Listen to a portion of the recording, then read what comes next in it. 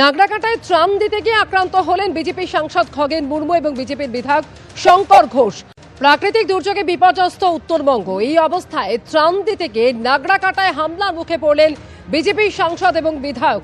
আর যে ঘটনা নিয়ে তীব্র আক্রমণ করেছেন প্রধানমন্ত্রী, তৃণমূলকে আক্রমণ করেছেন প্রধানমন্ত্রী। জনগণের পাশে দাঁড়াতে গিয়ে দলীয় সহকর্মীদের উপর হামলা, যেভাবে হামলা তা তৃণমূলের অসংবেদনশীল আচরণকে প্রকাশ্যে এনেছে।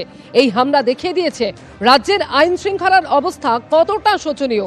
নাগরাকাটা হামলার তীব্র নিন্দা করে তৃণমূলকে এভাবেই আক্রমণ করেছেন প্রধানমন্ত্রী। আশা করি এই কঠিন পরিস্থিতিতে সন্ত্রাসের বদলে জনসেবায় মন দেবে তৃণমূল। সন্ত্রাসে সামিল হওয়ার বদলে জনগণের কথা ভাববে পশ্চিমবঙ্গ সরকার।